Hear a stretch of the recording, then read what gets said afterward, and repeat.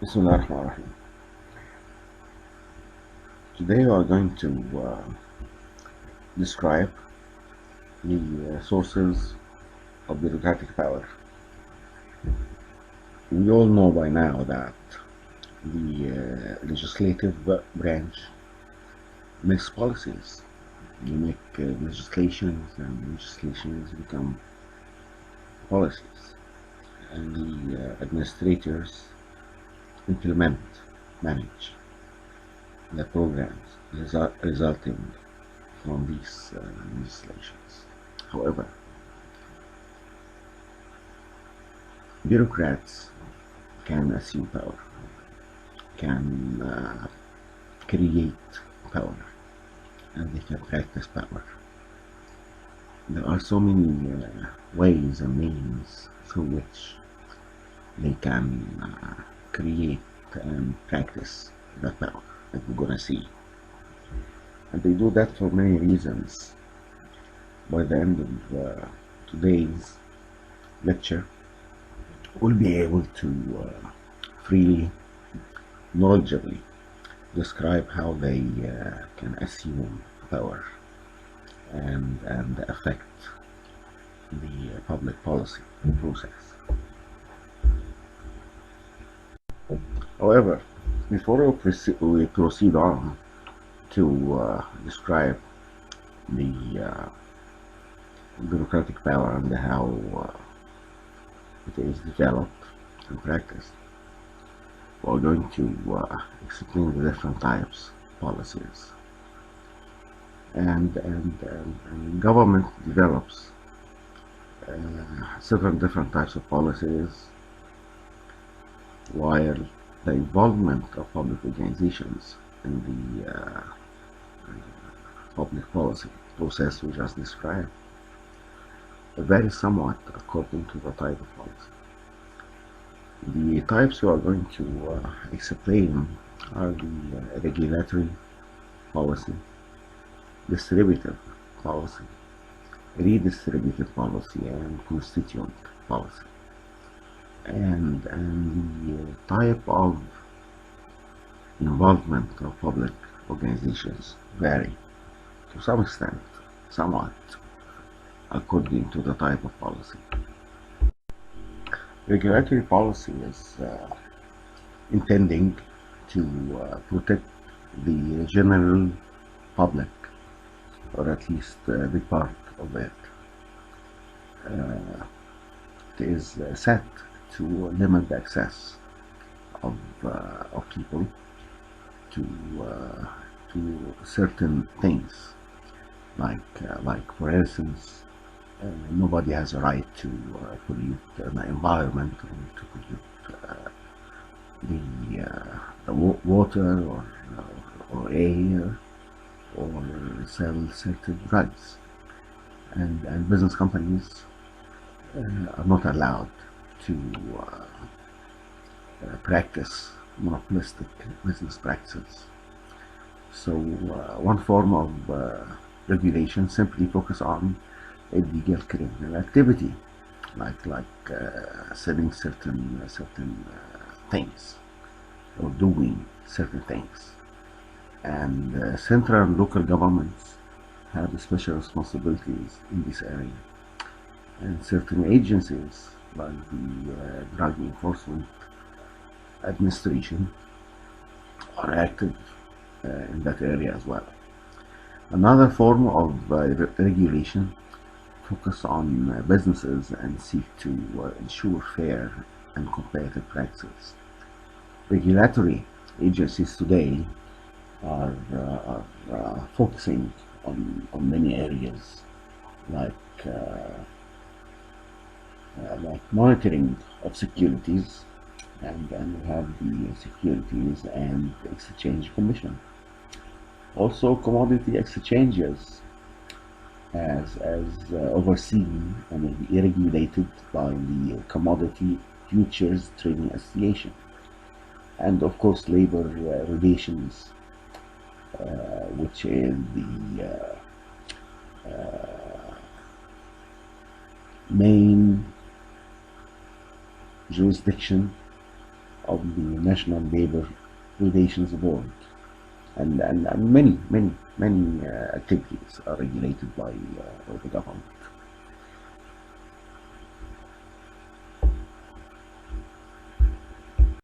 And a more modern regulatory area is concerned with limiting access to certain goods available to the public in general, like for example airwaves, regulated by the Communications Commission.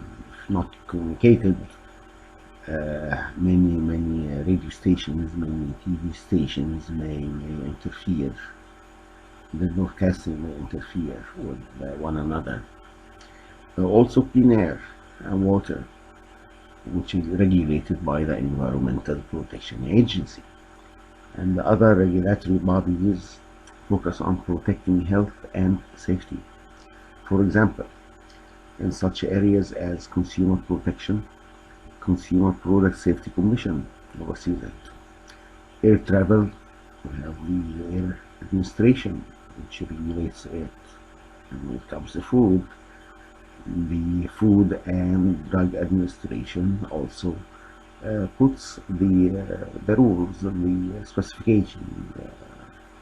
It simply regulates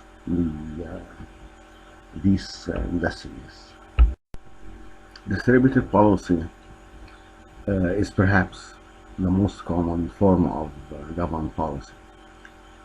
It uses the general tax revenues to provide benefits to individuals or groups, often by means of grants or subsidies. Like for instance, if a country is facing a large agricultural surplus, the matter which may lead to selling the agricultural products at a very cheap price. So the government, in order to protect certain groups of citizens, the government may provide incentive payments to farmers not to produce crops that would add to the surplus. Similarly, government provides direct grants to state and local governments, governorates, and districts for a variety of purposes. Governments often create public goods that all citizens can enjoy, such as national defense, for instance. And these policies provide the good for all. In others, such as city, state, or national parks, it is anticipated that some citizens would use the benefits of enjoying these parks, while others will not. But it will be available for everybody. And unlike the regulatory agencies, which may create an opposition from clientele groups, agencies that carry out distributive policies, because of the nature of those policies, grants or subsidies, quite often they develop close relationships with their clientele groups, their constituencies, and also with interested members of the parliament. And they find that they develop sub-government which emerge, and the agencies grow larger and provide a broad range of benefits for its clientele group as a result of that. The distributive policy takes taxes from certain groups and give them to another group. It's like a redistribution of wealth, and on rare occasions redistribution is from the less well-off to the benefit of the well-off. Many charge that capital gains proposals are of this type. Redistribution is, however, generally thought of as benefiting the less advantaged groups at the perceived expense of the advantaged groups. There are many types of redistributive policies, like social welfare programs, like healthcare programs, like income stabilization, which intend to help to support those who are unemployed or retired. And many times the redistributive policies are viewed as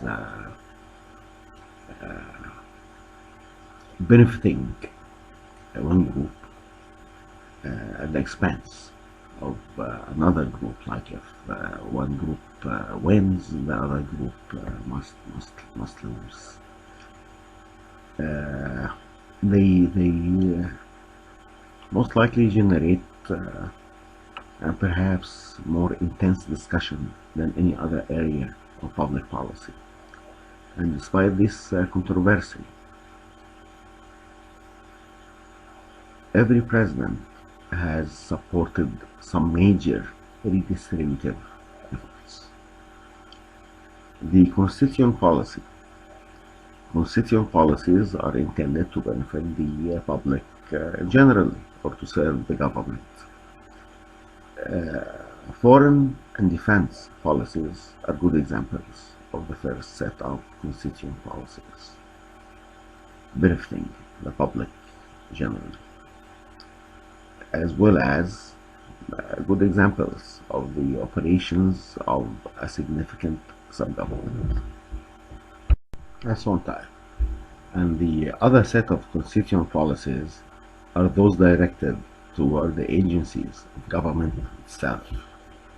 Legislation affecting the structure and function of government agencies, as well as policies governing their operations, just fall in this area.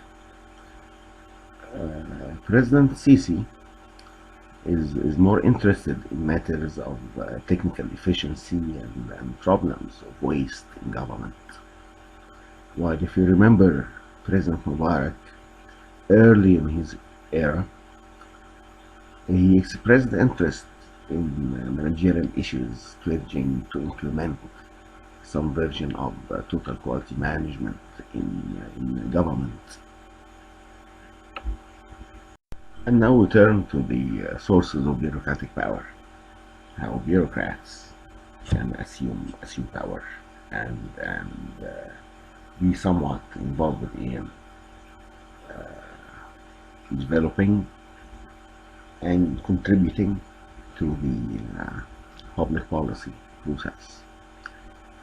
And there are so many reasons for the involvement of bureaucrats in the policy process.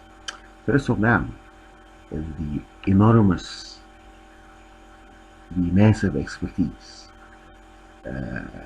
bureaucrats have with respect to the areas of interest. And it's often said that information is power. The information that is stored in government agencies is a distinct source of power. It gives a lot of power to those who possess the information, who possess knowledge, who are knowledgeable about the details of their agencies. Second, and as we noted earlier, legislation is often both inevitably and intentionally vague. We're gonna know why, leaving considerable discretion to the administrator. In so many incidents, in so many occasions, legislators simply wish to rely on to refer to the expertise of those in the agencies to provide detailed rules and interpretations to the legislations and to the parliament at large, and that's expertise. And in other situations, they are recognizing the necessity of some flexibility in administering public programs, and this calls for flexibility. And still, in other situations, they are responding to the pressures of the legislative process itself, where specificity leads to disputes, and vagueness can often promote agreement among members of the parliament. And this stress on the importance of having legislations in some sort of vague terms and vague wording, no matter which gives power to the public administrators in explaining the legislations and setting the procedures through which the legislations are implemented, and consequently the programs emerging which the administrators will manage. So they assume power, they gain power. Also, administrative discretion is necessary because changing conditions necessitate changing policies, and it is not always possible to wait for new laws to be passed. So changing conditions mandate changing policies.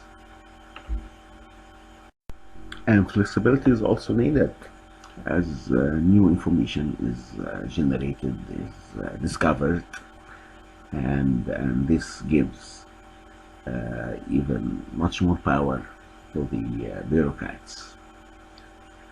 So flexibility adds to the power of bureaucrats, and through their expertise and discretionary power, those in public agencies help shape public policy. That's how they get involved. Also, the power, influence, and in turn, the resources an agency is able to generate depend on several factors. Some of them are external to the agency, and some others are internal. There seems to be a close correlation between favorable public opinion concerning an agency's area of interest and the support it receives from the parliament.